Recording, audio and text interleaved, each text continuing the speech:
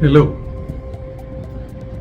Today we'll discuss something about employees of business people. Generally, they are called second lieutenants. In the absence of the business person, the key person, those people, have to take up the entire responsibility and run the business. But to run the business, are they in a capacity to run? Have you trained them to run the business?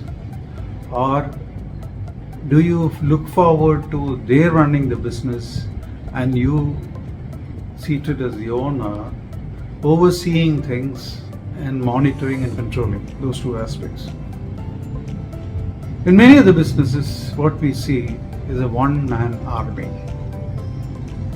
He's a person who takes care of the cash, the accounts, he takes care of the purchase, he takes care of the marketing, sales. It shouldn't be so. As you grow, initially, yes, it could be so. But you should always see your growth through others. I always say, you need to use the capacities of other people. Then the question is, what if they overtake us and go into those bad habits? I've heard XYZ, it is happening that he has bypassed the boss and he is earning some amount and all those things.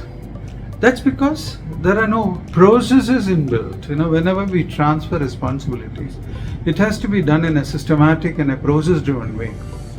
That we need to learn how to do it.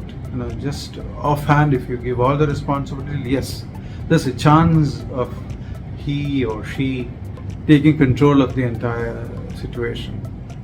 Ideally, it shouldn't happen. So we need to delegate or give power partially, keep observing them, giving them more responsibilities every year or every half yearly, and then regularly monitor them, appraise them, and you should give them feedback and monetary benefits as well. Sometimes it's promotions. So most of the people think that it is on money that people work on. Believe me, it is not money alone. You keep increasing their salaries, do you think their sincerity will increase as proportionally? No way. One of the elements is, of course, income and salary.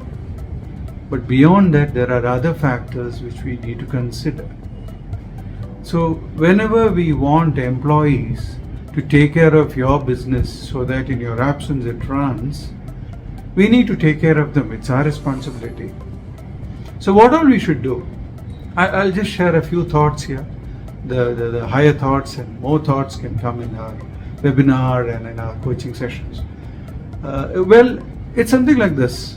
Whenever somebody is on leave or when somebody is gloomy and somebody is not performing, a person who used to perform is not performing, don't go criticize him.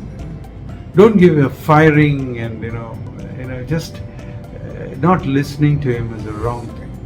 First thing is, take him by your side. Maybe if you can go out, have a cup of coffee or tea, and then listen to him. Because you can tell him straight, you were performing exceedingly well, but now I see you are not performing. Is there a reason behind this? So he will explain. He needs somebody to vent out, to share. Let it be you. He'll be most sincere to you once you do that. So this is one way of getting their commitment or their attachment to you, which is important in business. Another way of doing it is acknowledging them, appreciating them. Appreciation doesn't mean you just flatter them and then they go beyond a point and don't perform. There is another side of it. Whenever you appreciate, don't go beyond a point so that they lose control and then you lose control. What we need to do is, you should be very, very subjective and appreciate, the employee, whoever does good.